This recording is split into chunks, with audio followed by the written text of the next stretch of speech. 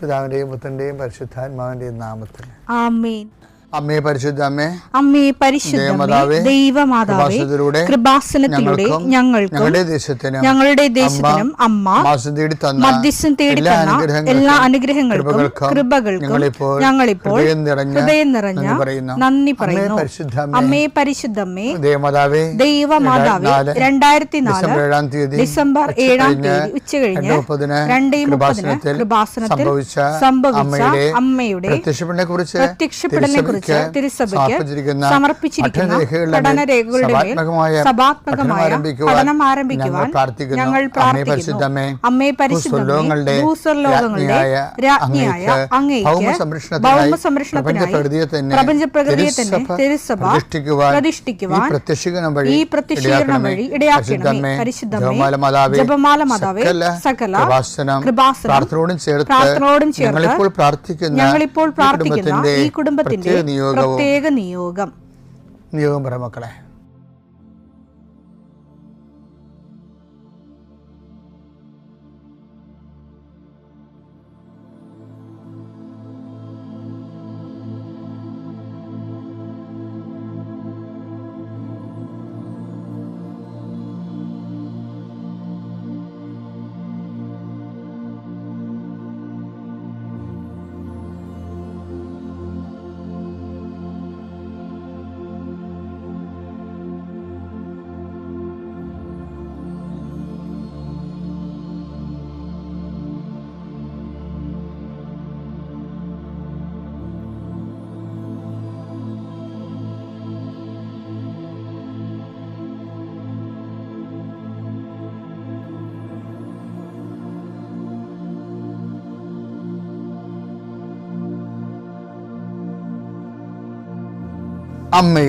അമ്മയുടെ പ്രത്യക്ഷീകരണത്തിന്റെ ഈ അനുഗ്രഹവേളയിൽ ഞങ്ങൾക്ക് സാധിച്ചു തരുവാൻ കനിയണമേ.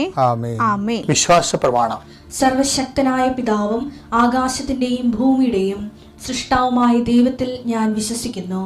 അവിടുത്തെ ഏകപുത്രനും ഞങ്ങളുടെ കർത്താവുമായ ഈശോമിശിഹായിലും ഞാൻ വിശ്വസിക്കുന്നു.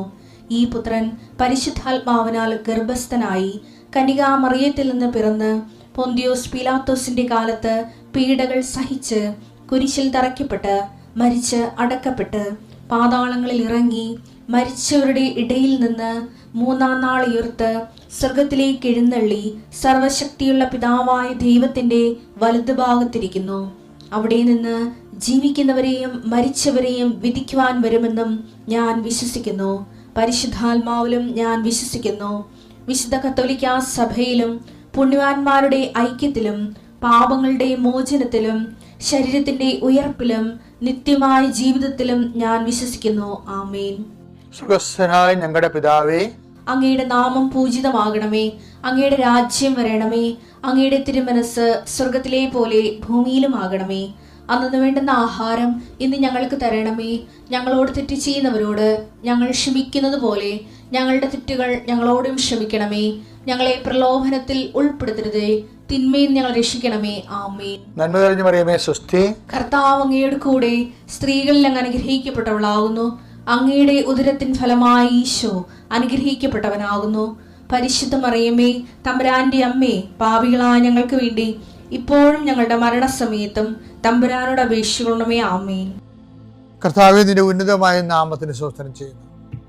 കർത്താവേ, നിന്റെ വിശുദ്ധ പൗരോഹിത്യത്തെ മഹത്വപ്പെടുത്തണമേ. കർത്താവെ, സഭയിലുള്ള സാന്നിധ്യം പ്രകടമാക്കണമേ. 40 വർഷം ഞാൻ അർപ്പിച്ച കൃപാനയുടെ യോഗ്യതയാൽ കൃപാസന അൾത്താറെ ജീവനോടെ പ്രത്യക്ഷപ്പെട്ട പരിശുദ്ധ അമ്മയുടെ മാധ്യസ്ഥത്തിലെ ഞാൻ മക്കളെ ആശീർവദിക്കുന്നു. ഈശോയെ, കടകമ്പോൾ നടത്തുന്നവരെ ഓർത്ത് ഞാൻ വേദനിച്ച് പ്രാർത്ഥിക്കുന്നു. കർത്താവെ, കട പൊട്ടിപ്പോകാൻ പോണവരുണ്ട്, കടം കയറി മുടിഞ്ഞവരുണ്ട്, ജപ്തി നടപടി നേരിടുന്നവരുണ്ട്, മക്കളെ ഓർത്ത് വേദനിക്കുന്നവരുണ്ട്, മക്കൾ തെറ്റായ ബന്ധങ്ങൾ അകപ്പെട്ടു പോയവരുണ്ട്, മക്കൾ പല കാര്യം വിളിച്ചു പറഞ്ഞിട്ട് മാതാപിതാക്കന്മാർക്ക് സഹായിക്കാൻ പറ്റാത്ത രീതിയിലായിട്ടുള്ളവരുണ്ട്. എന്ത് ചെയ്യുന്നറിയാൻ പാടില്ല, നട്ടം ചെയ്യുന്നവരുണ്ട്, കേസകപ്പെട്ടവരുണ്ട്, പിരിഞ്ഞു താമസിക്കുന്നവരുണ്ട്, ഐക്യപ്പെട്ട് ജീവിക്കാൻ ആഗ്രഹിക്കുന്നവരുണ്ട്. കർത്താവ്, അവരെല്ലാം എൻ്റെ കർത്താവിൻ്റെ ഉന്നതമായ നാമത്തിൽ, സഭയുടെ അധികാരത്തിൽ, കുരിശിൻ്റെ അടയാളത്തിൽ ദൈവശക്തിയായി ഞാൻ ആശീർവദിക്കുന്നു. കർത്താവെ, മക്കളില്ലാത്തവരുടെ സംഘടന നീ കാണണേ. കർത്താവെ, കർത്താവെ പിരിഞ്ഞു താമസിക്കുന്നവരുടെ, ഒറ്റപ്പെട്ട് ജീവിക്കുന്നവരുടെയും കർത്താവെ പലരെയും വിളിച്ചുകൊണ്ട് പോകേണ്ടി വരും കർത്താവെ. അവരെ വിളിച്ചുകൊണ്ട് പോകാൻ ഇടയാക്കണ ഈശോയെ. അവർ ജീവിത പങ്കാളി അവരെ നിരാകരിച്ച ജീവിത പങ്കാളികൾക്ക് മനസ്സാന്തം ഉണ്ടായി അവരെ ഒന്ന് വിളിച്ചുകൊണ്ട് പോകാനോ ഫോൺ വിളിക്കാനോ കർത്താവെ ഇടയാക്കണമെന്ന് പ്രാർത്ഥിക്കുന്നു. ഈശോ ഒന്നും അസാധ്യമില്ലാത്തവനെ, അങ്ങനെ ഒരു നിമിഷത്തെ അഭിഷേകം കിട്ടിയാൽ അങ്ങയുടെ മക്കളെല്ലാം ഐക്യപ്പെട്ട് സ്നേഹപ്പെട്ടുള്ള ഈശോയെ, ഏതെല്ലാം മേഖലകളിലാണ് നിങ്ങൾ വിഷമിക്കുന്നത്, ഏതെല്ലാം വ്യക്തികളെ ഓർത്താണ് നിങ്ങൾ സങ്കടപ്പെടുന്നത്, ഏതെല്ലാം വിഷയം ഓർത്താണ് നിങ്ങൾ സംഭ്രമിക്കപ്പെടുന്നത്, ഭയപ്പെടേണ്ട, ഞാൻ നിൻ്റെ കൂടെ ഉണ്ടാകുന്ന അളിച്ചത് കർത്താവ് ഈ കുരിശിൻ്റെ ശക്തിയാൽ, എൻ്റെ പൗരോഹിത്യത്തെ 40 വർഷത്തെ കർത്താവിൻ്റെ ശുശ്രൂഷയുടെ യോഗ്യതയാൽ, സർവോപരി കൃപാസ്ഥാനത്താരെ ജീവനുടെ പ്രത്യക്ഷ മാതാവിൻ്റെ മധ്യസ്ഥ നടന്ന ലക്ഷക്കണക്കിന് പ്രാർത്ഥനകളുടെ ശക്തിയാൽ, പിതാവിൻ്റെ പുത്രൻ്റെ പരിശുദ്ധനാമത്തിൽ നിങ്ങളുടെ ഇന്നത്തെ ദിവസത്തെ ഈശോ തലങ്ങും വിലങ്ങും ആശീർവദിക്കട്ടെ. പ്രിയപ്പെട്ടവരെ, ഇന്നലെ നമ്മൾ മെറ്റീരിയലിസത്തെക്കുറിച്ചാണ് സംസാരിച്ചത്. ഈശോ പറഞ്ഞു ജഡത്തിൽ ജനിക്കുന്നത് ജഡമാണെന്ന് പറഞ്ഞു, ആത്മാവിലും ജനിക്കുന്നത് ആത്മാവാണെന്ന് പറഞ്ഞു. എന്നിട്ട് ദൈവം എന്ത് ചെയ്തു? ഈ ജഡത്തെ ആത്മവൽക്കരിക്കാൻ വേണ്ടി ദൈവസ്നേഹത്തിൻ്റെ മെറ്റീരിയൽ ഭൗതിക രൂപമായ യേശുവിനെ മനുഷ്യാവതാരത്തിലൂടെ കുരിശുമരണത്തിലൂടെ ദൈവസ്നേഹം എന്താണെന്ന് നമ്മളെ തിരിച്ചറിയിച്ചിട്ട് ആ സ്നേഹം സ്വീകരിച്ചവർക്കെല്ലാം, തന്നെ സ്വീകരിച്ചവർക്കെല്ലാം, തൻ്റെ പദ്ധതി പ്രകാരം വിളിച്ചവർക്കെല്ലാം ദൈവ മക്കളാകാനുള്ള യോഹന്നാൻ 1:12 തന്നെ സ്വീകരിച്ചവർക്കെല്ലാം, തന്നെ സ്നേഹിച്ചവർക്കെല്ലാം, തന്റെ നാമത്തിൽ വിശ്വസിക്കുന്നവർക്കെല്ലാം ദൈവമക്കളാകാൻ അവൻ കഴിവ് നൽകി. അപ്പോൾ എൻ്റെ പ്രശ്നം വെച്ച് കഴിഞ്ഞാൽ മെറ്റീരിയൽ ആയിരിക്കണം, ജഡമായിരിക്കുന്ന മനുഷ്യൻ, ആത്മാവായിരിക്കണ ദൈവം. അപ്പോൾ എന്നിട്ട് പറഞ്ഞ് ഇത് തമ്മിൽ ഇൻട്രാക്ട് ചെയ്തില്ല എന്നുണ്ടെങ്കിൽ കർത്താവ് പറഞ്ഞ് നിക്കോഡെമോസ് പറഞ്ഞ പോലെ സംഭവിക്കും. എന്താണ്? ജഡത്തിലും ജനിക്കണം ജഡമായിട്ട് ജനിച്ചുകൊണ്ടേ ഇരിക്കും, ആത്മാവിൽ ജനിക്കണം ആത്മാവായിട്ട് ജനിച്ചുകൊണ്ടിരിക്കും, തമ്മിൽ ഇൻട്രാക്ട് ചെയ്യത്തില്ല. യോഹന്നാൻ 3:6 മാംസത്തിൽ നിന്ന് ജനിക്കുന്നത് മാംസമാണ്, മാംസത്തിൽ ജനിക്കുന്ന മാംസവും ആത്മാവിൽ നിന്ന് ജനിക്കുന്നത് ജനിക്കുന്ന ആത്മാവുമാണ്. അപ്പം അതുകൊണ്ട് ഇത് സമാന്തര രേഖ പോലെയാണ് പോകണം, തമ്മിൽ കൂട്ടിമുട്ടത്തില്ല. ഇതിന് തമ്മിൽ കൂട്ടിമുട്ടാൻ വേണ്ടി ദൈവം കണ്ടുപിടിച്ച പദ്ധതി എന്താണ്? ഈ എനർജി അല്ല, അല്ലെങ്കിൽ അതായത് ആത്മാവിനെ മെറ്റീരിയൽ മനുഷ്യരൂപം സ്വീകരിക്കുക. അങ്ങനെ ആത്മാവ് ദൈവം ആത്മാവാണെന്ന് പറഞ്ഞില്ലേ യോഹന്നാൻ 4:24. ദൈവം ആത്മാവാണ്. അപ്പോൾ ദൈവം ആത്മാവാണ്, നമ്മൾ ജഡവുമാണ്. ഇനി ദൈവം എന്താ നമ്മളുമായിട്ട് ഇൻട്രാക്ട് ചെയ്യാൻ വേണ്ടി ചെയ്തിരിക്കുന്നത്? ഈ ആത്മാവ് ജഡത്തെ സ്വീകരിക്കും. അപ്പോൾ ആരാണ് ഉണ്ടായത്? ദൈവപുത്രനുണ്ടായി.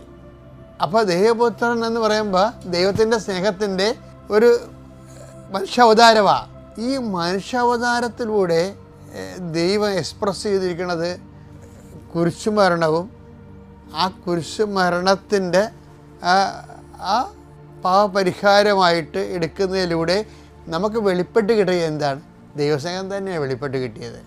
ദൈവം മനുഷ്യാവതാരം പിന്നെയും ശൂന്യവൽക്കരണത്തിലേക്ക് പോകുമ്പോഴാണല്ലോ കുരിശുമരണം സംഭവിക്കുന്നത്. അപ്പോൾ മനുഷ്യാവതാരവും സ്നേഹത്തിൻ്റെ എക്സ്പ്രഷനാണ്, അതിനേക്കാൾ ഡീപ്പ് എക്സ്പ്രഷനാണ് കുരിശുമരണം. അപ്പോൾ കുരിശുമരണത്തെ കൂടി നമ്മൾ കണ്ടു കഴിയുമ്പോൾ ദൈവത്തിൻ്റെ സ്നേഹം എന്താണെന്ന് നമ്മൾ അറിയുന്നു. അപ്പോൾ ഈ ദൈവസ്നേഹം നമ്മൾ സ്വീകരിച്ച് കഴിയുമ്പോൾ, അതാണ് നേരത്തെ പറഞ്ഞത്, എന്താണ്? അവനെ സ്വീകരിച്ച യോഹന്നാൻ 1:12 അവനെ സ്വീകരിച്ചവർക്കെല്ലാം, എന്നുവെച്ചാൽ ദൈവസ്നേഹം സ്വീകരിച്ചവർക്കെല്ലാം, അവർ നാമത്തിൽ വിശ്വസിച്ചവർക്കെല്ലാം, ആ സ്നേഹത്തിൽ വിശ്വസിച്ചവർക്കെല്ലാം എന്താണ്? ദൈവമക്കളാകാനുള്ള കഴിവ് നൽകി. അപ്പോൾ അവർ ദൈവമക്കളായിട്ട് കൺവേർട്ട് ചെയ്യും. ഇപ്പോൾ നമ്മൾ ദൈവമക്കളായിട്ട് കൺവേർട്ട് ചെയ്യുന്ന ആ പ്രക്രിയയിൽ അതിനകത്ത് ആദ്യകാലങ്ങളിലൊക്കെ ജഡത്തിൻ്റെ ഭയങ്കര പിടിച്ചുപറികളുണ്ടാകും. അതിൻ്റെ അകത്ത് ഇപ്പോൾ അത് ജഡത്തെ നമ്മുടെ ഇപ്പോൾ ഉദാഹരണത്തിന് ഈ ചില മനുഷ്യരുടെ ജീവിതത്തിലൊക്കെ ചിലർ എപ്പോഴും ഇങ്ങനെ തട്ടിപ്പും വെട്ടിപ്പും മറ്റുള്ളവരുടെ വക എങ്ങനെയെങ്കിലും അടിച്ചു മാറ്റണം, അവരെ എങ്ങനെയെങ്കിലും അവരെയൊക്കെ കൂടുതൽ സമ്പാദിക്കുന്ന ആക്രാന്തങ്ങളൊക്കെ ഇല്ലേ. ഇപ്പം ജഡത്തിൻ്റെ പിടിച്ചുപറികളെന്നാണ് അതിന് പറയണത്. അപ്പം ഇതിൽ നിന്ന് രക്ഷപ്പെട്ട് വരാൻ കുറച്ച് സമയമെടുക്കും അത്.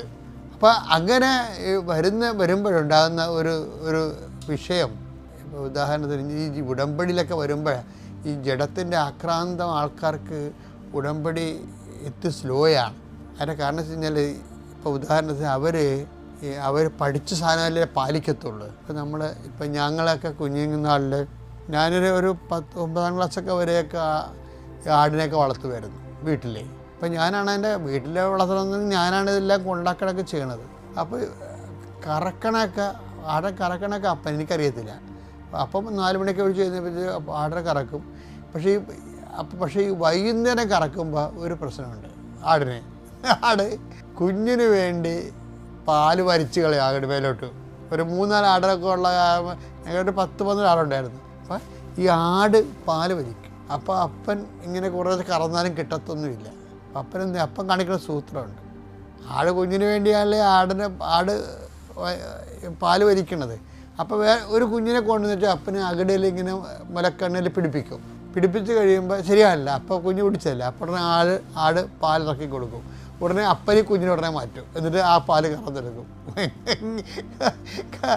ഈ വളർത്തുകാർക്കെല്ലാം ഇങ്ങനെയുള്ള അസുഖങ്ങളൊക്കെ ഉണ്ട്, അത് പറഞ്ഞിട്ട് കാര്യമില്ല. പക്ഷേ അത് ചില ചുരത്തിച്ച് പറ്റിക്കണ ഒരു പരിപാടിയാണത്. ഇതിൻ്റെ അകത്തൊരു ജഡമുണ്ട്. നമ്മൾ ഈ ആടിനോട് കാണിക്കുന്ന ഈ സ്വഭാവം ചില സമയം ദൈവത്തോട് കാണിക്കും. എന്നുവെച്ചാൽ ഇപ്പം അനുഗ്രഹം മേലോട്ട് വരച്ചിരിക്കുന്ന സമയം നമുക്ക് അനുഗ്രഹം കിട്ടണില്ല. അപ്പോൾ നമ്മളെന്ത് ചെയ്യും? നമ്മളിതുപോലെ ഈ അനുഗ്രഹം കിട്ടാൻ വേണ്ടി ഉടമ്പടി എടുക്കും, പത്രം കൊണ്ട് നടന്ന് കൊടുക്കും. അതൊക്കെ കുഞ്ഞിനെ കൊണ്ട് ചുരത്തിപ്പിച്ച് എടുത്തിട്ടേ കുഞ്ഞിനെ വലിച്ചു മാറ്റത്തില്ലേ? ശരിക്കും പറഞ്ഞാൽ അതുപോലെ തന്നെ നമ്മൾ കൊണ്ടുപോയി രോഗികൾക്ക് പൊതിച്ചോറ് കൊടുക്കും. പക്ഷേ ദൈവത്തിനറിയാതെ ഈ ആത്മീയമായ കാര്യമാണ് ജഡത്തിൻ്റെ അരൂപിലാണ് ചെയ്യണത്. ഉടമ്പടിയിൽ വന്നിരുന്ന ഒരു ചെറിയൊരു പ്രശ്നം അതാണ്. ആത്മീയ കാര്യം ചിലർ ജഡാരൂപി ചെയ്യും. എന്ന് വെച്ച് കഴിഞ്ഞാൽ ഈ കുഞ്ഞിനെ കൊണ്ട് ചുരത്തിക്കുന്നതിൻ്റെ ഉദ്ദേശം പാലിറക്കി കിട്ടാൻ വേണ്ടിയാണ്. അനുഗ്രഹം ഇറക്കി കിട്ടാൻ വേണ്ടി നമ്മളിതുപോലെ ദൈവത്തിന് പ്രീതികരമായ രീതിയിൽ പ്രവർത്തനം ചെയ്യുക, കുറച്ച് പൊതിച്ചോറ് കൊണ്ട് ആശുപത്രി കൊടുക്കുക, ഇങ്ങനെ കുറേ പരിപാടിയൊക്കെ നമ്മൾ ചെയ്ത് കഴിയുമ്പോൾ ദൈവം പ്രസാദിച്ച് അനുഗ്രഹം ചുരത്തുമെന്ന് അവർക്ക് വിചാരം. ഇതൊന്നും നടക്കത്തില്ല. നമ്മളെപ്പോഴും നമ്മൾ ശ്രദ്ധിക്കേണ്ടത് ആദ്യമേ തന്നെ ദൈവത്തിന് വേണ്ടി ജീവിക്കാൻ, ജഡത്തിൽ ജനിക്കണം. ജഡവും നിക്കഡേമോസാണ് സബ്ജക്റ്റ് കേട്ടോ. ജഡത്തിൽ ജനിക്കുക, ആത്മാവിൽ ജനിക്കുന്നത് ആത്മാവുമാണ്. ഇതിൽ ഈശോ പറഞ്ഞത് ഇത് തമ്മിൽ ബന്ധമില്ലെന്നാണ് പറഞ്ഞത്. പകുതി ജഡവും പകുതി ആത്മാവും വെച്ച് അഡ്ജസ്റ്റ് ചെയ്യാൻ പറ്റത്തില്ലെന്നാണ് പറയണത്.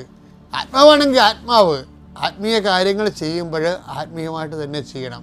കാര്യം ദൈവത്തിനെ മുൻനിർത്തിയാണ് ഉടമ്പടി ചെയ്തിരിക്കണമെങ്കിൽ അത് പിന്നെ ജോലി കിട്ടാൻ വേണ്ടി, പിന്നെ ജപ്തി നടപടി മാറാൻ വേണ്ടി അത് ദൈവം നമുക്ക് ചെയ്തു തരേണ്ടതാണത്. പക്ഷേ അത് ലക്ഷ്യം വെക്കരുത്. നമ്മൾ ലക്ഷ്യം വെക്കേണ്ടത് ദൈവം തന്നെയായിരിക്കണം. ആത്മാവിൽ ജനിക്കുന്ന ആത്മാവ് തന്നെയായിരിക്കണം. അങ്ങനെ വന്നാൽ ദൈവസ്നേഹം, ഈ മെറ്റീരിയലാണ് പ്രോബ്ലം. ജഡം മെറ്റീരിയലിനെ ഡിവിനൈസ് ചെയ്യുന്നുള്ളതാണ് ബൈബിളിൻ്റെ ഒരു പ്രോസസ്സ് എന്ന് പറയുന്നത്. അപ്പം നമ്മളെപ്പോഴും ചെയ്യേണ്ടത് അത് മനസ്സിലാക്കിയിട്ട് ജഡത്തിനെ ഏതെല്ലാം പരുവപ്പെടുത്തി ആത്മാവ് പ്രവർത്തിക്കാൻ പറ്റുന്ന പരുവത്തിലാക്കി എടുക്കുന്ന വേണ്ടി നമ്മൾ ചെയ്യുന്ന പരിശ്രമത്തിനാണ് ഈ ആധ്യാത്മികത എന്ന് പറയുന്നത് ബൈബിളിലെ. അപ്പം അതുകൊണ്ട് നമ്മൾ പെന്തക്കോസ്തയിലേക്ക് പോവുകയാണ്. നമ്മൾ ഈശോ പറയത്തില്ലേ, നമ്മൾ ജെറുസലേമിലേക്ക് പോവുകയാണ്. അതുപോലെ ഞാനും പറയുകയാണ്, ഇതൊക്കെ പെന്തക്കോസ്തയിലേക്ക് പോവുകയാണ്. അതുകൊണ്ട് ആ ഒരു ഒരുക്കത്തോടെ ജാഗ്രതയോടെ ഈ ഒരു പ്രോസസ്സിനെ, ലൈഫിലുണ്ടാകുന്ന അനുഭവങ്ങളെ, കർത്താവിൻ്റെ ആത്മാവിൻ്റെ പ്രവർത്തനങ്ങൾ നമ്മളിൽ വിസ്തരിക്കപ്പെടാൻ വേണ്ടി, വിപുലീകരിക്കപ്പെടാൻ വേണ്ടി ബോധപൂർവ്വം നമുക്ക് ദൈവത്തെ ലക്ഷ്യം വെച്ച് മുന്നേറാം. ദൈവം നിങ്ങളെ അനുഗ്രഹിക്കട്ടെ. പിതാവിൻ്റെയും പുത്രൻ്റെയും പരിശുദ്ധാത്മാവിൻ്റെ നാമം. പേര് ടിൻഡു ബിജു. ഞാൻ ഇടുക്കി ജില്ലയിൽ നെടുങ്കണ്ടത്ത് നിന്ന് വരുന്നു. സെൻറ്റ് സെബാസ്റ്റ്യൻ ഫൊറോന ചർച്ച് ഇടവകാംഗമാണ്. ഞാൻ 2019 ആദ്യമായി ഇവിടെ വന്ന് ഉടമ്പടി എടുക്കുന്നത്. എൻ്റെ സാഹചര്യത്താൽ കൊറോണ കാരണവും എനിക്ക് ഈ ഉടമ്പടി മുന്നോട്ട് കൊണ്ടുപോകാൻ സാധിച്ചില്ല. എന്നിരുന്നാൽ തന്നെ ഞാൻ അന്ന് വെച്ച നിയോഗമായിരുന്നു. ഞങ്ങൾക്ക് 13 വർഷമായിട്ട് ഭവനമില്ലായിരുന്നു. ഞങ്ങൾ വാടകയ്ക്കാണ് താമസിച്ചിരുന്നത്. ഞങ്ങൾക്കൊരു ഭവനം നൽകണമേ എന്ന് അമ്മയോട് ഞങ്ങൾ നിയോഗം വെച്ചിട്ടാണ് ഇവിടുന്ന് പോയത്. പിന്നീട് എനിക്ക് ഉടമ്പടി പൂർത്തിയാക്കാൻ സാധിച്ചിരുന്നില്ലേ പോലും ഞാൻ ഇവിടുന്ന് പോയപ്പോൾ ഉപ്പ് കൊണ്ടുപോയി ഞങ്ങളുടെ സ്ഥലത്ത് ഇട്ട് പ്രാർത്ഥിക്കുകയും ഇവിടെ നിന്ന് കിട്ടിയ ഒരു കാശ് രൂപം കൊണ്ടുപോയി അവിടെ സ്ഥാപിക്കുകയും ചെയ്തിരുന്നു. അമ്മയുടെയും ഈശോയുടെയും അനുഗ്രഹത്താൽ ഞങ്ങൾക്ക് ഒരു പ്രത്യേകിച്ച് കയ്യിൽ പൈസയൊന്നും ഇല്ലാതിരുന്നിട്ട് പോലും ഒരു വർഷം കൊണ്ട് നല്ലൊരു ഭവനം പണിത്, എങ്ങനെ പൈസ ഉണ്ടായിന്നോ എങ്ങനെ ആ വീട് പണിതെന്നോ ഞങ്ങൾക്കറിയത്തില്ല. അതുപോലെ നല്ലൊരു ഭവനം പണിത് അവിടെ താമസിക്കുവാൻ അമ്മ മാതാവും ഈശോയും ഞങ്ങളെ അനുഗ്രഹിച്ചു. പിന്നീട് ഞാനിവിടെ വന്നപ്പോൾ ഞാൻ 3 വർഷമായിട്ട് സ്ഥിരമായി കണ്ണാടി ഉപയോഗിച്ചിരുന്ന ആളായിരുന്നു. എനിക്ക് കണ്ണാടി ഇല്ലാതെ അങ്ങോട്ടോ ഇങ്ങോട്ടോ നടക്കുവാൻ പോലും ഭയങ്കര ബുദ്ധിമുട്ടായിരുന്നു. ഞാനിവിടെ വന്നപ്പോൾ രാത്രി വീട്ടിൽ നിന്ന് വരുന്നത് കൊണ്ട് കണ്ണാടി എടുക്കാനുള്ള മറന്നു പോവുകയും ഇവിടെ വന്ന് അമ്മയോട് കരഞ്ഞു പ്രാർത്ഥിച്ചു, മാതാവേ ഇനി ഒരിക്കലും എനിക്ക് കണ്ണാടി ഉപയോഗിക്കാനുള്ള അവസരം ഉണ്ടാക്കരുത്, എനിക്കത് ഭയങ്കരമായ ബുദ്ധിമുട്ടായിരുന്നു. പിന്നീട് ഞാൻ ഇവിടുന്ന് പോവുകയും ഈശോയുടെയും അമ്മ മാതാവിൻ്റെ അനുഗ്രഹത്താൽ പിന്നീട് ഇതുവരെയും 7 വർഷക്കാലമായിട്ട് ഞാൻ കണ്ണാടി ഉപയോഗിച്ചിട്ടില്ല. അമ്മ മാതാവിനും ഈശോയ്ക്കും 1000 നന്ദി പറയുന്നു. പിന്നെ എൻ്റെ വലത് കാലിൻ്റെ ഉപ്പുറ്റിക്ക് വലിയ വേദനയായിരുന്നു. കുറച്ചു നേരം നിൽക്കുകയോ നടക്കുകയോ ചെയ്താൽ പിന്നെ ഒന്നും ചെയ്യാൻ പറ്റാത്ത ഒരവസ്ഥയായിരുന്നു. ഞാൻ വളരെ ആയുർവേദവും ഇംഗ്ലീഷ് മരുന്നും ഹോമിയോയും എല്ലാം മാറി മാറി ഉപയോഗിച്ച് നോക്കുകയും എന്നിരുന്നിട്ടും ഒരു കുറവും സംഭവിച്ചില്ല. മാതാവിൻ്റെ അഖണ്ഡ ജപമാലയിൽ 2024 അഖണ്ഡ ജപമാലയിൽ ഞാൻ ചെരുപ്പില്ലാതെ കൃപാസന മുതൽ അർത്തുങ്കൽ പള്ളി വരെ നടക്കുകയും മാതാവിൻ്റെ വിശുദ്ധ തൈലം ഉപയോഗിച്ച് പ്രാർത്ഥിക്കുകയും ചെയ്തതിൻ്റെ ഫലമായി ഇതുവരെ പിന്നീട് എനിക്ക് ആ വേദന ഉണ്ടായിട്ടില്ല. എൻ്റെ കാരുണ്യ പ്രവർത്തികളിൽ നിന്ന് ഇവിടുന്ന് കിട്ടുന്ന പത്രം, മാതാവിൻ്റെ പത്രവും ഈശോയുടെയും അമ്മ മാതാവിൻ്റെയും അനുഗ്രഹങ്ങളെല്ലാം പറഞ്ഞ് ഓരോരുത്തർക്കും ബസ് സ്റ്റാൻഡുകളിലും ഓട്ടോറിക്ഷക്കാർക്കും ഓരോ വീടുകളിലും കൊണ്ടു നടന്നു കൊടുക്കുകയും അവരോട് ഈശോയുടെയും അമ്മ മാതാവിൻ്റെയും കാര്യങ്ങൾ പറയുകയും ചെയ്തിട്ടുണ്ട്. കാരുണ്യ പ്രവർത്തികളായിട്ട് ആശുപത്രികൾ സന്ദർശിക്കുകയും എന്നാൽ കഴിയുന്ന വിധം അവർക്ക് ആഹാര സാധനങ്ങൾ കൊടുക്കുകയും അവിടെ അടുത്ത ഒരു ഓർഫണേജ് ഉള്ള അമ്മമാരും അപ്പച്ചന്മാരും ഉള്ളതാണ്. അവിടെ പോവുകയും അവർക്ക് വേണ്ട സാധനങ്ങൾ എത്തിച്ചു കൊടുക്കുകയും നമ്മളെ കഴിയുന്ന സഹായങ്ങളെല്ലാം ചെയ്തു കൊടുക്കുകയും ചെയ്തിട്ടുണ്ട്. ഇത്രയും അനുഗ്രഹങ്ങൾ നൽകിയ ഈശോയ്ക്കും അമ്മ മാതാവിനും കോടാനുകോടി നന്ദി പറഞ്ഞുകൊള്ളുന്നു. വിശുദ്ധ ലൂക്കായുടെ സുവിശേഷം 19-ാം അധ്യായം 9-ാം തിരുവചനം. യേശു അവനോട് പറഞ്ഞു, ഇന്ന് ഈ ഭവനത്തിന് രക്ഷ ലഭിച്ചിരിക്കുന്നു, ഇവനും അബ്രാഹത്തിൻ്റെ പുത്രനാണ്. നാം ഓരോരുത്തരും ദൈവത്തിൻ്റെ പുസ്തകത്തിൽ, ജീവൻ്റെ പുസ്തകത്തിൽ നാം ഓരോരുത്തരുടെയും പേരെഴുതി ചേർക്കുന്നതിൽ ആനന്ദിക്കുക എന്ന് ഈശോ ശിഷ്യന്മാരോട് അരുളി ചെയ്തിട്ടുണ്ട്. നിങ്ങൾ വലിയ വലിയ അത്ഭുതങ്ങൾ ചെയ്യുന്നതിലല്ല, നിങ്ങളുടെ പേര് സ്വർഗത്തിൽ എഴുതപ്പെട്ടിരിക്കുന്നു എന്നതിൽ ആനന്ദിക്കുക എന്ന് ഈശോ ശിഷ്യന്മാരോട് പറയുന്നുണ്ട്. ടിൻഡു ബിജു എന്ന ഈ മകൾക്ക് പറയാനുള്ള സാക്ഷ്യം അത് തന്നെയാണ്. ഈശോ എന്നെ സ്വന്തമാക്കി എന്നാണ് ഈ മകൾക്ക് പറയാനുള്ളത്. അവരുടെ വലിയ ഒരു സങ്കടമായിരുന്നു ഇവിടെ വന്ന് ഉടമ്പടി ചെയ്ത് നിയോഗം വയ്ക്കുമ്പോൾ അവർക്ക് 13 വർഷമായിട്ട് വാടക വീട്ടിൽ ജീവിക്കേണ്ടി വന്ന ഒരവസ്ഥയിൽ നിന്ന് ഞങ്ങൾക്കൊരു ഭവനം തരണമേ എന്ന പ്രാർത്ഥന ഈശോ സമയ ചുരുക്കത്തിൻ്റെ അമ്മയുടെ മധ്യസ്ഥതയിൽ അവർക്ക് വളരെ പെട്ടെന്നൊരു വീട്, നല്ല ഭവനം ലഭിച്ചതിന് നന്ദി പറയുകയാണ്. അതുപോലെ തന്നെ ആ മകൾ 3 വർഷക്കാലമായിട്ട് കണ്ണട ഉപയോഗിക്കുന്നുണ്ടായിരുന്നു.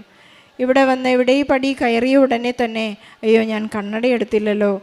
അവിടെ സൗഖ്യത്തിന് വേണ്ടിയാണ് പരിശുദ്ധ അമ്മ തന്നെ ആ മകൾക്ക് ഈശോയുടെ മാധ്യസ്ഥം അപേക്ഷിച്ചത്. ആ കണ്ണട എടുക്കാൻ പോലും ഓർത്തില്ല. ഇവിടെ വന്നപ്പോഴാണ് കണ്ണടയുടെ ആവശ്യം വന്നു. തൻ്റെ കണ്ണിന് കാഴ്ച ലഭിച്ചു എന്ന ഈ മകൾ സാക്ഷ്യപ്പെടുത്തുന്നത്.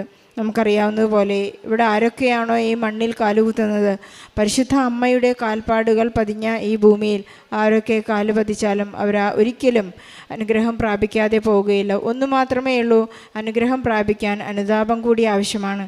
നാം എപ്പോഴെല്ലാം നമ്മുടെ സങ്കടങ്ങളോടൊപ്പം നമ്മുടെ അനുതാപം കൂടി കൂട്ടിച്ചേർത്ത് ഒരു ചാലിച്ചെഴുതി മറിയത്തെ പോലെ നാം അവിടുത്തെ കാൽപാദങ്ങൾ എപ്പോഴൊക്കെയാണോ കണ്ണീരോടെ കഴുകുന്നോ അവിടെയെല്ലാം ഒരു കുപ്പി സുഗന്ധം നമുക്ക് പരത്താൻ സാധിക്കും. ഈശോയ്ക്ക് സുഗന്ധാഭിഷേകം ചെയ്യാനും ആ സുഗന്ധം നമുക്കും അനുഭവിക്കുവാൻ പരിശുദ്ധമ്മ നമ്മോട് കൂടെ ഉണ്ടായിരിക്കും എന്നാണ് ഉടമ്പടി നമ്മെ പഠിപ്പിക്കുന്നത്. മകൾക്കൊരു സൗഖ്യത്തെക്കുറിച്ച് പറയുകയുണ്ടായി. 2 വർഷക്കാലമായി ഉപ്പൂറ്റി വേദനയുണ്ടായിരുന്നു. ഇവിടെ നിന്ന് ലഭിക്കുന്ന നേർച്ച വസ്തുക്കൾ ഉപയോഗിച്ച്, തൈലം ഉപയോഗിച്ച്, ഉപ്പ് ഉപയോഗിച്ച്, ഉടമ്പടി നേർച്ച വസ്തുക്കൾ ഒരു വലിയ ഔഷധം കൂടിയാണ്. മരുന്നോ ലേപനമോ ഒന്നുമല്ല, അവിടുത്തെ വചനമാണ് അവരെ സുഖപ്പെടുത്തിയതെന്ന് ജ്ഞാനത്തിൻ്റെ പുസ്തകത്തിൽ നാം വായിച്ചെടുക്കുന്നു. നമുക്ക് ഈശോ നൽകുന്ന സൗഖ്യം നിത്യമാണ്, അതൊരിക്കലും തിരിച്ചു വരികയില്ല. ചിലരെങ്കിലും പറയാറുണ്ട്, ഞാൻ സാക്ഷ്യം പറഞ്ഞില്ല, അതുകൊണ്ട് എനിക്ക് ആ വേദന അല്ലെങ്കിൽ എൻ്റെ ആ ജോലിയിലൊരു തകർച്ച വന്നു. ചിലരെല്ലാം വിചാരിക്കും, ഇത് കാലാവസ്ഥയുടെ മാറ്റങ്ങൾ കൊണ്ടുവന്ന വ്യത്യാസമായിരിക്കാം, അല്ലെങ്കിൽ ഞാൻ 8 പ്രാവശ്യം പരീക്ഷ എഴുതിയോണ്ട് 9ാം പ്രാവശ്യം ജയിച്ചതായിരിക്കാം എന്നെല്ലാം വിശ്വസിച്ച് ഈശോയിൽ നിന്ന് തിരിഞ്ഞു പോകുന്നവർ വളരെ സങ്കടത്തോടെ ഈശോ കുരിശിൽ കിടന്ന് നമ്മെ നോക്കി കരയുന്നുണ്ട്. പരിശുദ്ധമ്മ നമുക്കെല്ലാം വേണ്ടി മാധ്യസ്ഥം അപേക്ഷിക്കുന്നു. നമുക്ക് ഉടമ്പടിയിൽ വിശ്വസ്തരായിരിക്കാം. ടിൻഡുവിന് ലഭിച്ച എല്ലാ അനുഗ്രഹങ്ങൾക്കും സൗഖ്യത്തിന് നന്ദി പറഞ്ഞുകൊണ്ട് സമയച്ചുരുക്കത്തിൻ്റെ അമ്മ അവരുടെ ജീവിതഭാരം ലഘൂകരിച്ചതിന് നന്ദി പറഞ്ഞ് ഒരു നല്ല കയ്യടിയോടെ പ്രത്യക്ഷീകരണത്തിൻ്റെ സാക്ഷിയാക്കി മാറ്റിയതിന് ഞാൻ പരിശുദ്ധ അമ്മ കൃപാസന മാതാവിനും ഈശോപ്പനും കോടാനുകോടി നന്ദി അർപ്പിക്കുന്നു. എൻ്റെ പേര് അമ്പിളി, ഞാൻ കൊല്ലം ജില്ലയിൽ നിന്ന് വരുന്നു. എൻ്റെ പ്രധാനപ്പെട്ട ആവശ്യമായി ഞാൻ ഉടമ്പടി 2024 ജൂൺ മാസം 9ാം തീയതി ഉടമ്പടി എടുത്തിരുന്നു. എൻ്റെ കാലിൽ സെല്ലുലോസ് എന്ന് പറഞ്ഞ ഒരു രോഗത്തിനെ കുറിച്ചാണ് ഞാൻ പറയുന്നത്, മാതാവിനെ സമർപ്പിക്കുന്നത്. എൻ്റെ കാല് ഡിസംബർ 7ാം തീയതി അമ്മ പ്രത്യക്ഷപ്പെട്ട ദിവസം ഞാൻ അമ്മയിൽ വന്ന് കണ്ടു. തിരിച്ച് വീട്ടിൽ പോകുന്ന സമയത്താണ് അമ്മ എൻ്റെ രോഗം എനിക്ക് വെളിപ്പെടുത്തി തന്നത്. എൻ്റെ കാലിൽ സെല്ലുലോസ് എന്ന് പറഞ്ഞ ഒരു രോഗം ബാധിച്ചതിന് ശേഷം രോഗം ബാധിച്ച് ഞാൻ സോഡിയവും പൊട്ടാസ്യവും കുറഞ്ഞ് കൊല്ലം NS ഹോസ്പിറ്റലിൽ ICUയിലായിരുന്നു. ഓർമ്മയില്ല. മൂന്നാം ദിവസം രാത്രി 2 മണിക്കാണ് എനിക്ക് ഓർമ്മ തെളിയുന്നത്. അവിടെ നിന്ന് മോള് ജോലി ചെയ്യുന്ന ചെത്തിപ്പുഴ സെൻറ് തോമസ് ഹോസ്പിറ്റലിൽ കൊണ്ടുപോകുകയും അവിടെയാണ് എൻ്റെ രോഗം സെല്ലുലോസ് എന്ന് പറയുന്ന രോഗം ബാധിച്ചത് അമ്മ മാതാവ് വഴി അറിയാൻ സാധിച്ചതും. അവിടെ നിന്നും രോഗം ഡിസ്ചാർജായി നേരെ അമ്മ മാതാവിൻ്റെ ഈ സന്നിധിയിൽ വന്ന് ഞങ്ങൾ അമ്മയോട് സാക്ഷ്യം പറഞ്ഞിട്ടുമാണ് തിരിച്ച് വീട്ടിൽ പോകുന്നത്. ബില്ല് അന്നേ ദിവസം ഞങ്ങൾക്ക് 2 ലക്ഷത്തി പുറത്ത് ബില്ലായിരുന്നു. അപ്പോഴമ്മ മാതാവ് ഇടപെട്ട് ഹോസ്പിറ്റലിൽ ബില്ല് കുറവ് തരികയും അവിടെ നിന്ന് ഡിസ്ചാർജായി ഇവിടെ വരുമ്പോൾ ഞാൻ വീൽ ചെയറിലാണ് വരുന്നത്. ഇവിടെ വന്ന് വീൽ ചെയറിൽ വന്ന് അമ്മയെ വന്ന് കണ്ട് തിരിച്ചു പോയി. പിന്നെ അന്നേ ദിവസം അച്ഛനെ കാണാൻ പറ്റിയില്ല. തിരിച്ചു പോയി ഞാൻ ജനുവരി 10ാം തീയതിയിൽ വന്നതും വീൽ ചെയറിൽ തന്നെയാണ്. എനിക്ക് നടക്കാൻ പറ്റത്തില്ലായിരുന്നു. അവിടം വരെ വീൽ ചെയറിൽ വണ്ടിയിൽ വന്ന് അവിടുന്ന് നേരെ എനിക്ക് ഇങ്ങോട്ട് വരണമെന്നുണ്ടെങ്കിൽ 3-4 പേരുടെ സാന്നിധ്യത്തിലാണ് നടക്കാൻ പറ്റത്തുള്ളായിരുന്നു. അപ്പോഴിവിടെ ഫോട്ടോഗ്രാഫർ പയ്യനുണ്ടായിരുന്നു. അച്ഛൻ അന്നേരം ഇവിടെ നിന്ന് സാക്ഷ്യം ഒരുപാട് പേരുടെ ഇത് പറയുമായിരുന്നു. അപ്പോഴെന്നെ അവിടെ നിന്നും കൊണ്ട് അച്ഛൻ തന്നെ ഫോട്ടോഗ്രാഫറും ആ പയ്യനോട് പറഞ്ഞ് എന്നെ പിടിച്ചകത്ത് അച്ഛൻ്റെ മുമ്പിൽ കൊണ്ടുവന്ന് അച്ഛൻ്റെ സേത്ത് തൈലം പൂശി ഞാൻ തിരികെ വീട്ടിൽ ചെന്ന് അന്നേ ദിവസം തന്നെ ഞാൻ നടക്കാൻ പറ്റാത്ത ഞാൻ ബാത്റൂമിൽ പോലും എനിക്ക് പോകാൻ പറ്റത്തില്ലായിരുന്നു. ഇവിടുന്ന് അച്ഛൻ്റെ സേത്ത് തൈലം പൂശി ഞാൻ വണ്ടി കയറിയപ്പോൾ മാത്രം വണ്ടി കയറിയതേ ഉള്ളൂ എൻ്റെ കാലിൻ്റെ നീര് വറ്റുകയും ഞാൻ വീട്ടിൽ ചെന്ന് സ്വന്തമായിട്ട് വാക്കറെ പിടിച്ചുകൊണ്ട് ബാത്റൂമിൽ പോകുന്ന ഞാൻ വാക്കർ ഉപയോഗിക്കാതെ ബാത്റൂമിൽ പോകുകയും സ്വന്തമായിട്ട് കുളിക്കുകയും എൻ്റെ തുണികൾ കഴുകുകയും വീട്ടിലെ പാത്രങ്ങൾ കഴുകുകയും പിറ്റേന്ന് മുതൽ ഞാൻ എല്ലാം ദൈവമാതാവിൻ്റെ അനുഗ്രഹത്താൽ ഈശോപ്പൻ്റെ അനുഗ്രഹത്താൽ ഞാൻ എല്ലാം ഇന്ന് ഈ നിമിഷം വരെ ഞാൻ ചെയ്യാൻ തുടങ്ങി. ഡോക്ടർ 6 മാസം വരെയും കാല് 2 തലങ്ങണിയുടെ മുകളിൽ വെച്ച് വേണം കിടക്കാനെന്ന് പറഞ്ഞാൽ ഞാനിപ്പം 2 തലങ്ങണി ഒഴിവാക്കി ഞാൻ സാധാ കട്ടിലിൽ മാത്രം കാല് വെച്ച് കിടക്കുകയാണ്. അത് മാതാവിൻ്റെ കൃപയാണ്. ഇത്രയും ദൈവമാതാവ് എനിക്ക് തന്നതിൽ കോടാനുകോടി നന്ദി അർപ്പിക്കുന്നു. അത് കണക്ക് തന്നെ 3 ലക്ഷം ഞാൻ 2017 മുതൽ മാതാവിൻ്റെ സന്നിധിയിൽ വന്ന് സ്വന്തമായൊരു ഭവനമില്ലെന്ന് പറഞ്ഞ് ഇവിടെ വന്നിരുന്ന അമ്മ മാതാവിൻ്റെ മുമ്പിൽ കരയുകയും അടിക്കുകയും എന്നും വന്ന് പറയും, വാടകത്തിനെ പറക്കിക്കെട്ടി നടക്കാൻ വയ്യ മാതാവേ, എനിക്ക് ആരെങ്കിലും വഴി എന്നെ ഒന്ന് സഹായിക്കണേ മാതാവേ എന്ന് അമ്മയുടെ അടുത്ത് കരയുമായിരുന്നു. ഡെയിലി വാടക കൊടുത്ത് ആദ്യം 7,000 രൂപ, പിന്നെ 8,000 രൂപ, 9,000 രൂപ, 10,000, 13,000 രൂപയിലാണ് ഇപ്പം ഞാൻ വാടകയ്ക്ക് താമസിക്കുന്നത്. അപ്പോഴെല്ലാം ഞാൻ വന്ന് മാതാവിൻ്റെ അടുത്ത് പറയും, അമ്മ മാതാവ് ഈ 13,000 രൂപ ഉണ്ടെങ്കിൽ എനിക്ക് വാടക ഒഴിവാക്കി തന്ന് അമ്മ എന്നെ ഒന്ന് രക്ഷപ്പെടുത്തണേ എന്ന് പറഞ്ഞ് കരഞ്ഞ് ഞാൻ എന്നും എല്ലാ ബുധനാഴ്ചയും മാതാവിൻ്റെ മുമ്പിൽ വരും. വന്ന് ഇവിടെ ഇരുന്ന് കരഞ്ഞിട്ട് ഞാൻ പോകാൻ നേരം രാത്രി 9 മണിയാവും ഇവിടുന്ന് പോകുമ്പം. അത് എൻ്റെ മോളുടെ വിവാഹം ഓഗസ്റ്റ് 17 ചിങ്ങം 1-നുമാണ്. ഞാൻ അമ്മയെ ലെറ്റർ അടിച്ചിട്ട് മാതാവിൻ്റെ മുമ്പിൽ കൊണ്ടുവന്ന് വിളിച്ചിട്ടാണ് പോകുന്നത്. അമ്മ മാതാവ് എല്ലാ കാര്യത്തിനും, വേറെ ആരുടെ ആശ്രയമില്ല. ഞാനും എൻ്റെ മോളും മാത്രമേ ഉള്ളൂ. മാതാവും ഈശോയും കൂടുണ്ട്. മാതാവ് ഈശോയും കൂടെ നിന്ന് കാനായിൽ കല്യാണവേളയിൽ അത്ഭുതം പ്രവർത്തിച്ച അമ്മ മാതാവ് ഈശോയും പ്രവർത്തിക്കുമെന്ന് ഞാൻ സാക്ഷ്യപ്പെടുത്തിക്കൊണ്ടാണ് ഈ നട ഇറങ്ങുന്നത്. കൊടാനുകോടി നന്ദി. എൻ്റെ രോഗസൗഖ്യത്തെക്കുറിച്ച് പറയാനാണ്. എനിക്ക് 2022 ഡിസംബർ 15 ഹിപ്പ് റീപ്ലേസ്മെൻ്റ് എന്ന് പറഞ്ഞൊരു സർജറി നടന്നായിരുന്നു.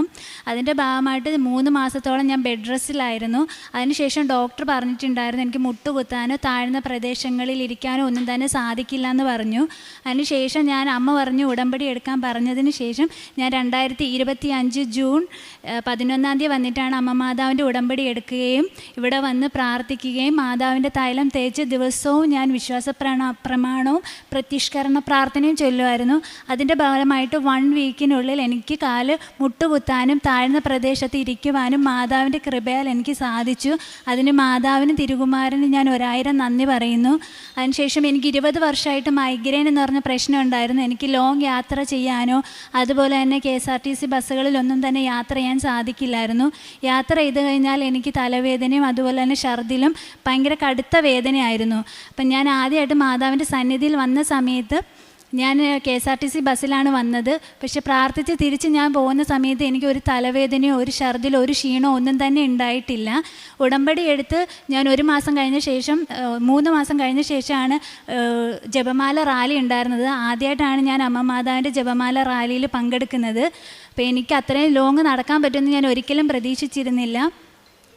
മാതാവിൻ്റെ കൃപ കാരണം എനിക്ക് അത്രയും ലോങ് നടക്കാനും പിറ്റേ ദിവസം ഡ്യൂട്ടിക്ക് പോകാനും സാധിച്ചായിരുന്നു. അതിന് മാതാവിനും ഈശോയ്ക്കും 1000 നന്ദി പറയുന്നു.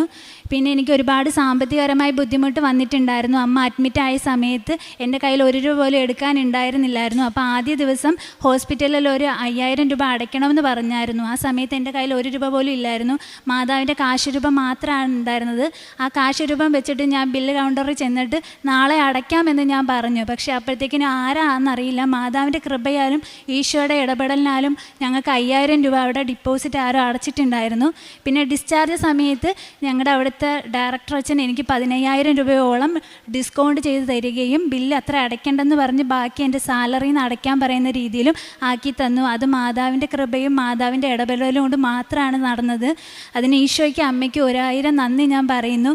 എൻ്റെ ജീവിതത്തിൽ 1000 കാര്യങ്ങളിലും ഒരുപാട് സങ്കടങ്ങൾ വരുമ്പോഴെല്ലാം മാതാവ് ഒരുപാട് അടയാളങ്ങളായാലും മാതാവ് കൂടെ തന്നെ ഉണ്ടായിട്ടുണ്ട്. അതിനും നന്ദി പറയുന്നു ഞാൻ. പിന്നെ ഞാൻ 8 വർഷമായി ആ ഹോസ്പിറ്റലിൽ വർക്ക് ചെയ്യാൻ തുടങ്ങിയിട്ട്. അപ്പോൾ എൻ്റെ കോൺട്രാക്റ്റ് ഓരോ വർഷം കൂടുമ്പോൾ ന്യൂട്രീഷൻ അസിസ്റ്റൻ്റ് ആയിട്ടാണ് ഞാൻ വർക്ക് ചെയ്യുന്നത്. ഓരോ വർഷം കോൺട്രാക്റ്റ് ബേസിലാണ് വരുന്നത്. അപ്പോൾ അത്രയും വർഷം എന്നെ സ്റ്റാഫായി എടുത്തവർ പിറ്റേ വർഷം ആയപ്പോഴത്തേക്കിനും എന്നെ ട്രെയിനി ആയിട്ടാണ് മാറ്റിയത്. അപ്പോൾ പഴയ കോൺട്രാക്റ്റ് പേപ്പർ നൽകിയാൽ മാത്രമേ ആ ട്രെയിനിൽ നിന്നുള്ള മാറ്റി സ്റ്റാഫാക്കി തരുള്ളൂ എന്ന് പറഞ്ഞായിരുന്നു. അപ്പോഴും ഞാൻ മാതാവിൻ്റെ തൈലമൊക്കെ വെച്ച് പ്രാർത്ഥിക്കുകയും വിശ്വാസപ്രമാണം പ്രത്യക്ഷീകരണ പ്രാർത്ഥനയൊക്കെ ചെല്ലിയതിൻ്റെ ഫലമായിട്ട് ആ മിസ്സായ കോൺട്രാക്റ്റ് പേപ്പർ എനിക്ക് തിരിച്ചു കിട്ടുകയും അത് സബ്മിറ്റ് ചെയ്ത് ട്രെയിനിൽ നിന്നുള്ളത് ഞാൻ സ്റ്റാഫാക്കി എടുക്കുകയും ചെയ്തു. അതും മാതാവിൻ്റെ ഇടപെടലുകൊണ്ട് മാത്രമാണ് എൻ്റെ ജീവിതത്തിൽ സംഭവിച്ചത്. ഇവിടെ വന്ന് പ്രാർത്ഥിച്ചതിൻ്റെ ഫലമായിട്ടാണ് എൻ്റെ കല്യാണം നടന്നത്. കല്യാണം ഓഗസ്റ്റ് 17 അതും മാതാവിൻ്റെ ഈശോയുടെ ഇടപെടൽ കൊണ്ടാണ്. ഒരുപാട് കാര്യങ്ങളിൽ മാതാവിൻ്റെ ഈശോയുടെ ഇടപെടലുകൾ എൻ്റെ ജീവിതത്തിൽ ഉണ്ടായിട്ടുണ്ട്. അതിന് ഞാൻ 1000 നന്ദി പറയുന്നു. മാതാവിൻ്റെ പ്രത്യക്ഷീകരണത്തിൻ്റെ സാക്ഷിയായി ഈ അൽത്താരയിൽ നിന്ന് സാക്ഷ്യം പറയാനുള്ള കൃപ തന്നതിനും മാതാവിനും ഈശോയ്ക്ക് നന്ദി പറയുന്നു. പ്രേക്ഷിത പ്രവർത്തനമായിട്ട് ഞാൻ എല്ലാ മാസവും വന്ന് മാതാവിൻ്റെ പത്രം മടക്കി കൊടുക്കുകയും അതുപോലെ തന്നെ പത്രങ്ങൾ മേടിച്ച് മറ്റുള്ളവരിലേക്ക് വിശ്വാസ പ്രമാണം ചൊല്ലി കൊടുക്കുകയും not by merit but by grace എന്നാണ്. എന്ന് വെച്ചാൽ നമ്മുടെ കഴിവുകൊണ്ടല്ല, ദൈവത്തിൻ്റെ കൃപ കൊണ്ടേ നമുക്ക് എന്തും ചെയ്യാൻ സാധിക്കുള്ളൂ എന്നുള്ളത് എൻ്റെ ജീവിത അനുഭവം കൊണ്ട് എനിക്ക് മനസ്സിലാക്കി തന്നതാണ്. അത് കാരണം എല്ലാവരിലേക്കും ഞാൻ അത് പറഞ്ഞാണ് പത്രങ്ങൾ കൊടുക്കുന്നത്. എൻ്റെ അമ്മയുടെ വയ്യായിക വന്നപ്പോഴും ഈശോയും മാതാവുമാണ് എനിക്ക് ധൈര്യം തന്ന് മുന്നോട്ട് നിർത്തിയതെല്ലാം തന്നെ. എനിക്ക് അച്ഛനില്ലാതാണ് ഞാൻ വളർന്നത്. ഈശോയാണ് എൻ്റെ അച്ഛനായിട്ട് ഞാൻ കാണുന്നത്. അതുപോലെ തന്നെ ഗവൺമെൻറ് ആശുപത്രിയിൽ ഞാൻ ആഹാരം മേടിച്ച് കൊടുക്കാറുണ്ട്. എന്നെക്കൊണ്ട് പറ്റുന്ന രീതിയിൽ ഞാൻ മറ്റുള്ളവരെ സഹായിക്കാറുണ്ട്. വലിയ സാമ്പത്തികം ഇല്ലെങ്കിലും ഉള്ളതുപോലെ ഞാൻ മറ്റുള്ളവരെ സഹായിക്കും. പിന്നെ എൻ്റെ ഒരു സുഹൃത്തിന് ജർമ്മൻ ലാംഗ്വേജ് ഇല്ലാതെ വന്ന സമയത്ത് അവന് ഒരു ജോലി ഇൻ്റർവ്യൂ കിട്ടിയതാണ്. പക്ഷേ അവിടുന്ന് ലാംഗ്വേജ് ഇല്ലാത്ത കാരണം റിജക്റ്റ് ചെയ്തു.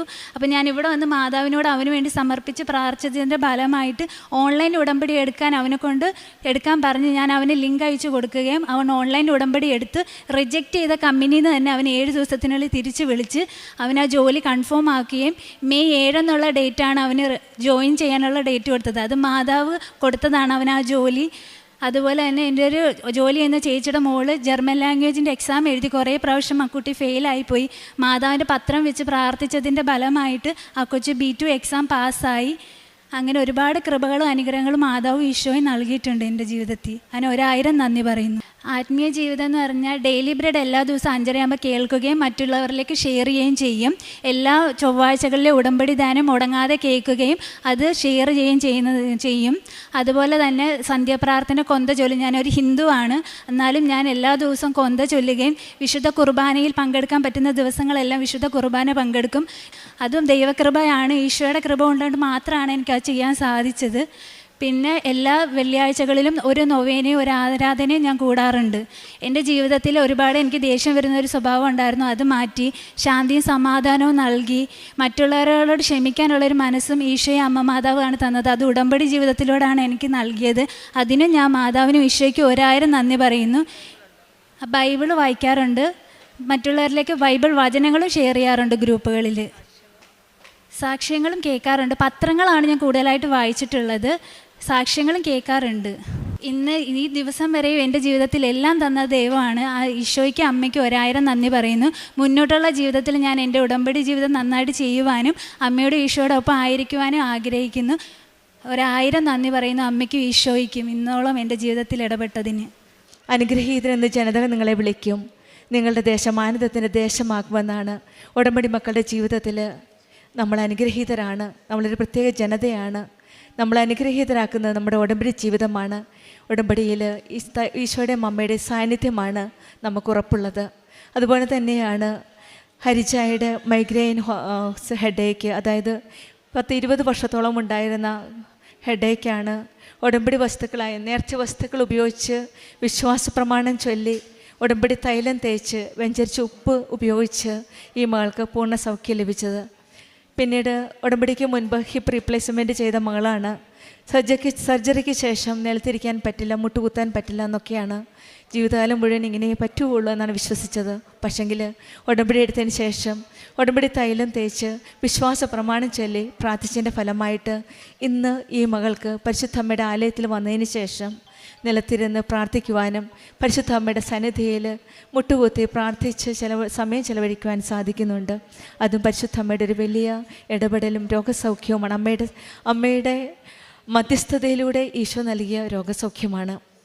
ഈ മകള് ന്യൂട്രീഷൻ അസിസ്റ്റൻ്റ് ആയിട്ട് കോൺട്രാക്റ്റ് ബേസിസിൽ ജോലി ചെയ്തപ്പോൾ ഒരു പെർമനൻ്റ് ആക്കാനായിട്ട് നോക്കിയപ്പോൾ പേപ്പർ കാണുന്നില്ല. എവിടെ വെച്ചോ എന്നറിയുന്നില്ല. 8 വർഷം മുമ്പ് വെച്ച പേപ്പറാണ്.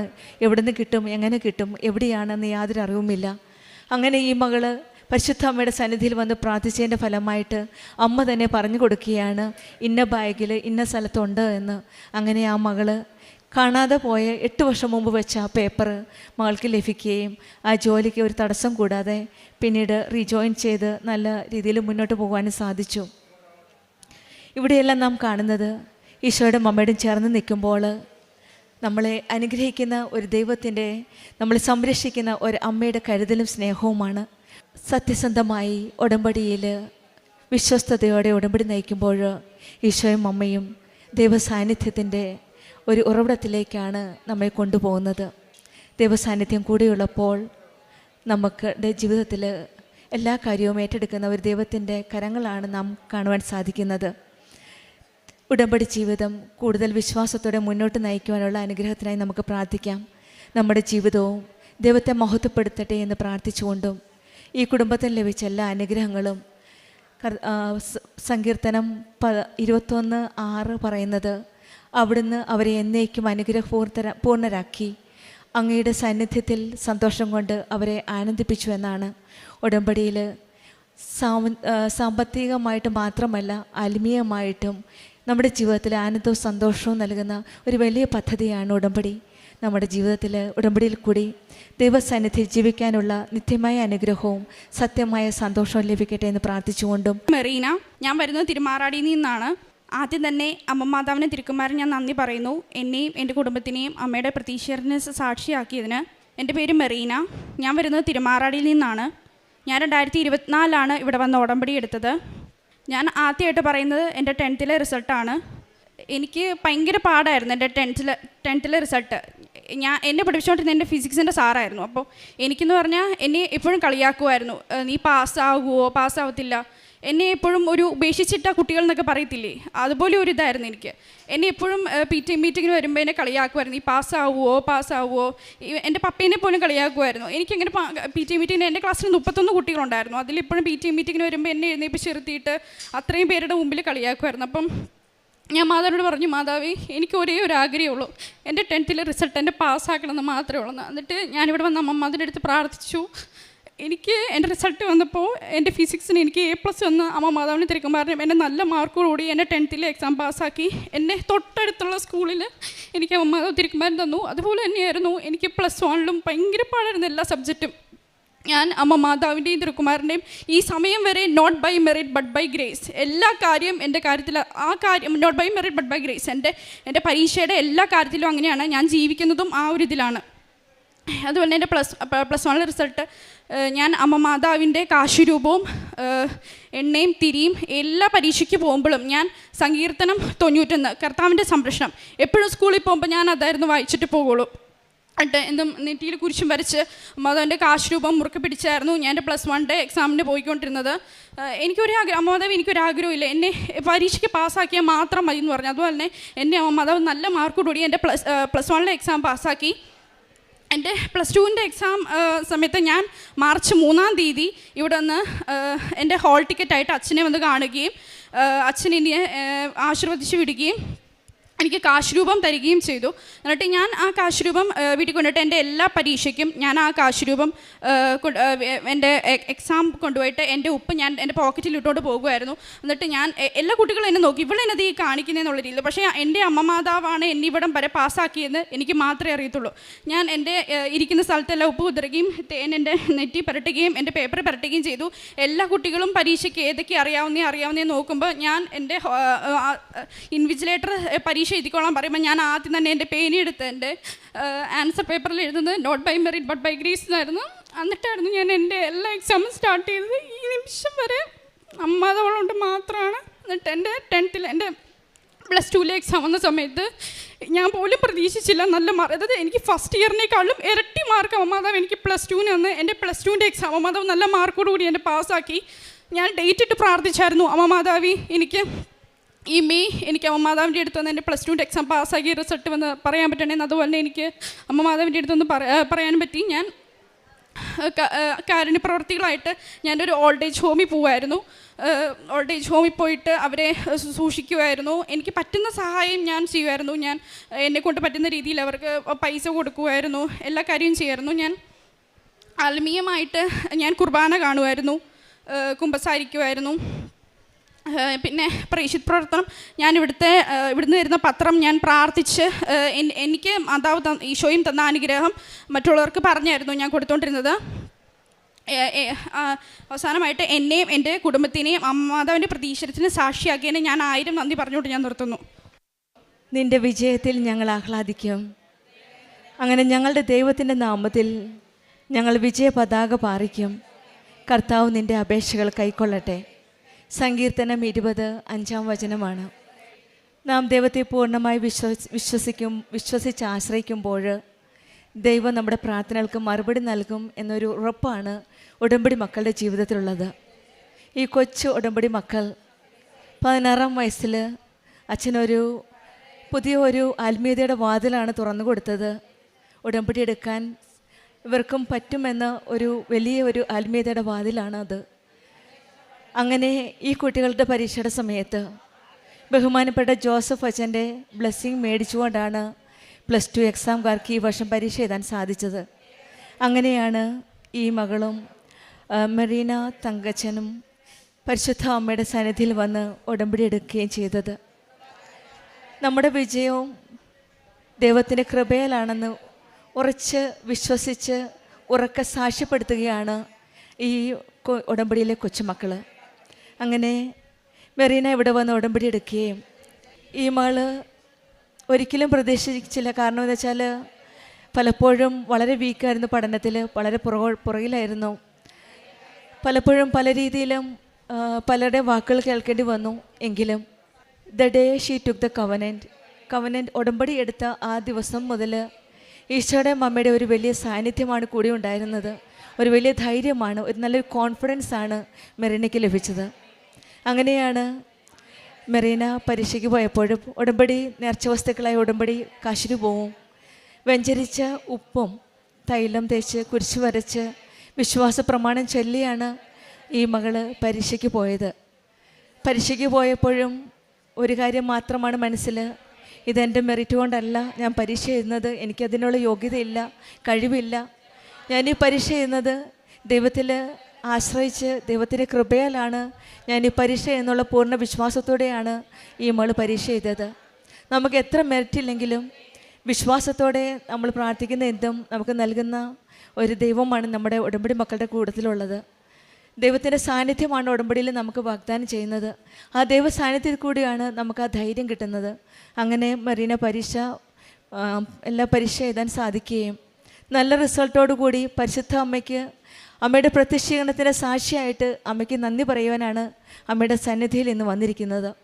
നമ്മുടെ ജീവിതത്തിലും ഏത് സാഹചര്യങ്ങളിലാവാം, പരീക്ഷണമാവാം, പരീക്ഷയാവാം, രോഗമാവാം, സാമ്പത്തിക ബുദ്ധിമുട്ടുകളാവാം, എന്നിവയിലെല്ലാം ഉടമ്പടിയിൽ ഉറച്ചു നിൽക്കുമ്പോൾ നമ്മളുടെ ജീവിതവും നമ്മുടെ വിജയവും ദൈവകൃപയാണെന്ന് നാം തിരിച്ചറിയുമ്പോൾ നമ്മുടെ ജീവിതം മറ്റുള്ളവർക്ക് വിശ്വാസത്തിൻ്റെ ഒരു വലിയ സാക്ഷിയായി തീരുവാനായിട്ട് നമുക്ക് സാധിക്കും.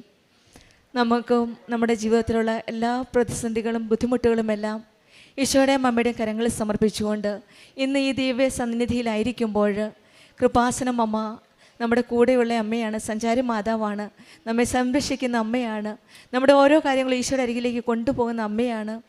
ഈ കുഞ്ഞു മക്കളുടെ കാര്യവും ഈശോയുടെ അരികിലേക്ക് കൊണ്ടുപോയത് കൃപാസനം അമ്മയാണ്. നമ്മുടെ ജീവിതത്തിലെയും എല്ലാ പ്രശ്നങ്ങളും പ്രതിസന്ധികളും എല്ലാം അമ്മയുടെ കരങ്ങളിൽ ഏൽപ്പിക്കാം.